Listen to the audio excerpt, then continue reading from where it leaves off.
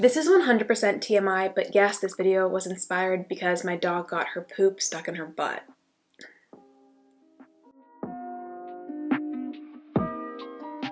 Hi, my name's Sade. Welcome back to my channel where I talk about lifestyle, finance, and financial careers. Today I want to talk about something that I know a lot of finance gurus I think won't like, but it's financial decisions that I've made that are bad ones, but that I would make again. There are obviously a lot of different reasons to make decisions in life, and I feel like people who talk about finance often frame money and finance as like the be-all end-all reason to make any decision in life ever, and I just really strongly disagree with that. So today I wanted to talk through a couple decisions that I've made that financially I think definitely weren't sound, but were decisions that overall like improved my happiness or my lifestyle to a point that I would 100% make those same choices again if put in those positions. The first thing I want to say in making this video is that I know I get to approach things like money from a place of relative privilege. If you've watched my past videos, you probably know that I worked in finance. I worked at Goldman Sachs right out of Yale University, and that's like a very privileged position to be in terms of capital and generating capital, and I want to acknowledge that I know that not everyone gets to make money like that, and not everyone gets to make financial decisions, that aren't just out of necessity, and I really, really want to be very cognizant of that. But I do want to just take this time in this video to push back a little bit on some of the common rhetoric we hear kind of in terms of money. I do want to say that it's always possible to save money and not spend all of your income and do things that you enjoy and prioritize your happiness and mental health kind of at whatever level of income you're at. And so that's kind of what I wanted to speak about today. And so with that, here are 5 bad financial decisions that I would 100% make again. So completely inspired by the fact that last night at 2 in the morning, I was sitting in an emergency vet parking lot while doctors worked on my dog's butthole. I think the first big financial choice that I've made in life that was just not a good one is acquiring pets. So for those of you who don't know me personally, I actually have 3 pets. I have 2 cats and a dog, all of whom I love so dearly. Pets are just a pretty big investment and like an ongoing financial obligation that I don't think I always thought through when acquiring animals. So my 2 cats I got my junior year and senior year of college. Both of them are wonderful. I love them so much. They're both kind of found or like dirty street garbage cats.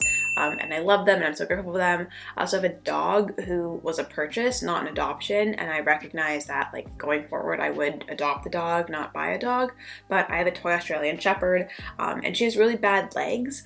Things like that are big decisions because it's hard to sit there and be like, yeah, I'm ready to spend $8,000, $6,000 on a dog surgery. And obviously with pets, there are a lot of things that are non-negotiables. They go to the vet, they have to eat food. In emergencies, you are the caregiver for these animals. And I recognize that having the capital to do all of that is very privileged, and I am very grateful that I've had that in my life. But at the end of the day, I think acquiring pets early is not a good financial choice. It's a choice I would make again because these pets have been there for me through COVID.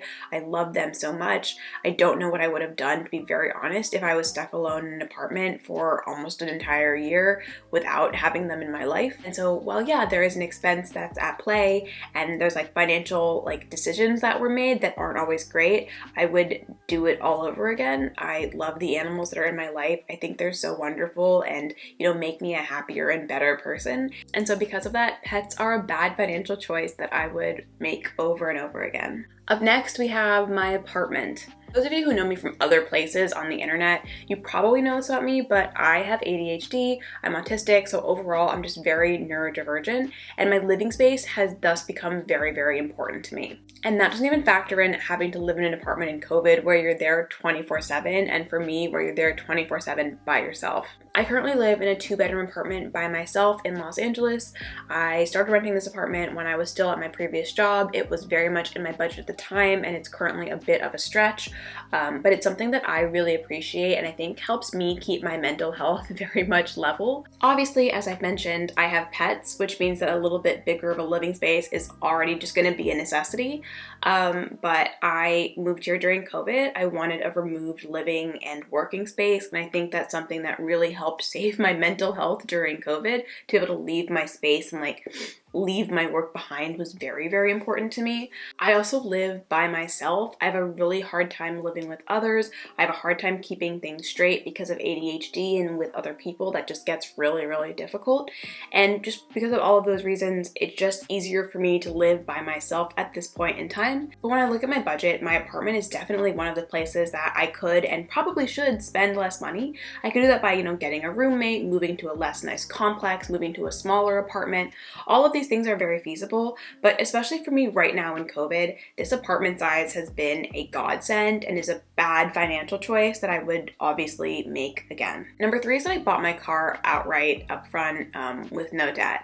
And well, that's not a bad financial decision per se. It's definitely not the best financial decision, and I'm gonna walk through a little bit of why that is. So when I moved from New York to LA, I obviously had to buy a car. LA is not a very walkable city. Most people drive while they're here, and so I had to buy my first car, and I bought it outright. While loans for cars don't tend to be the best example of good places to take on debt, they are a place where you can take on debt and pay things off gradually while keeping money invested so it's growing at a rate potentially higher than the amount on your loan. I obviously didn't do that.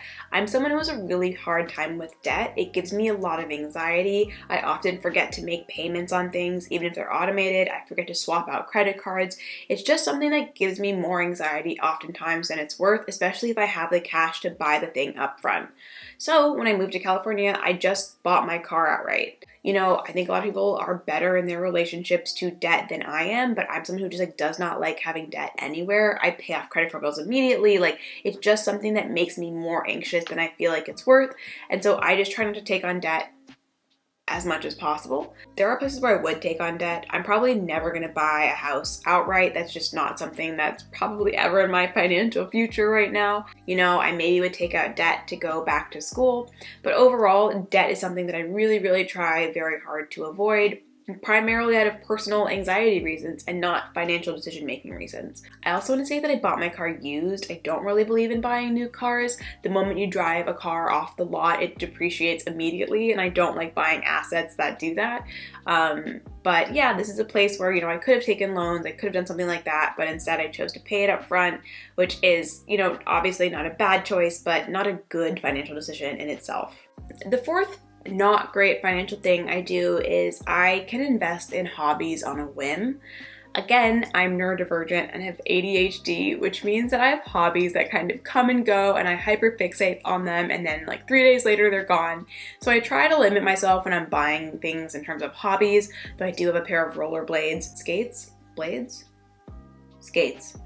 I do have a pair of wheelie shoes with 4 wheels that I don't use very often. I think something that I really like and respect about myself is that I try a lot of things and I'm willing to try new things as an adult.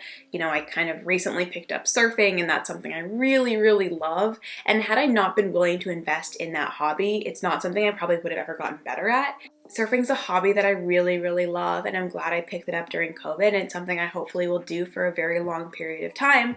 But when I started, it felt really weird to, buy a surfboard, buy a wetsuit, buy surf lessons, and those things all, compounded to add up to make me a better surfer and make the experience a lot more fun for me.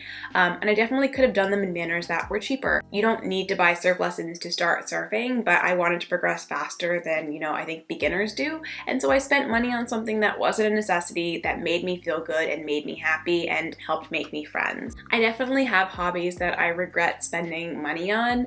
I probably shouldn't have bought rollerblade skates. But at the end of the day, I'm pretty happy that I allow myself to pursue new and fun activities that just make me a more well-rounded and cool person. But that money obviously could go somewhere that's more helpful and more useful. And I'm choosing to make kind of a bad financial choice to support these things outright when I don't have to. And I do it in ways that can be more expensive than alternatives. So bad financial decision, good outcome for me personally. And the last thing that I do that's definitely not a good financial habit and is kind of an indirect, accidental big F you to Dave Ramsey is that, yes, I do buy coffee and snacks out of the house. There are so many days where I'm just out running errands, and it's much easier to grab a coffee on the road rather than run home and make a coffee. If I haven't thought about it, it's just easier sometimes to just grab something on the go. And coffee is obviously not the be-all end-all, and while you could definitely extrapolate this out to things like buying dinner out, which I do also do sometimes, coffee has kind of been this kind of hot button topic of you should save that money instead of buying it out. And yes, I think that's important. I think you should look at your coffee consumption if that's something that you feel like is harming your budget or harming your savings, but at the end of the day, I don't think it's wrong or improper to like indulge yourself a little bit at little moments that you think feel necessary or important to you. If I'm out running errands, for example, it's often so much easier just to grab a drink while I'm out instead of either going home to make a new one or waiting until I get home and potentially having a headache. So I personally think that if you think buying coffee out, especially if you're not just making black cups of coffee, has an added benefit to your life, I think that that's a bad financial choice by a lot of people's standards. That isn't actually a bad choice, and it's a choice that I would make again and probably will make again, potentially even tomorrow. And I think what a lot of these things come down to is the prioritization of my happiness and mental health over having extra money in my pocket. And I know that's very privileged in a lot of ways, as I mentioned earlier. And if you are allocating every dollar in your budget, that's where I would say, okay, let's look a little closer at how much money you are spending on coffee, how much money you are spending on hobbies. And maybe we should cut some money out of there. But I do think it's important, no matter what wealth level you're at, to do activities and potentially put money in places that you think will make you happier and healthier. You know, I think you could look at things like paying for therapy out of pocket, and that is a bad financial decision, but I would never ever consider it one, because at the end of the day, therapy is something that's made me a healthier and happier and more whole person, and I would never want to cut that out just because I'm doing a budgeting exercise. But with that, I hope you liked this video, and if you did, please feel free to share, like, comment, and subscribe. If you did not like this video, please feel free to leave me a rude comment down below, and I'll comment something snarky in response. But other than that, thank you guys so much for tuning in, and I will see you next week.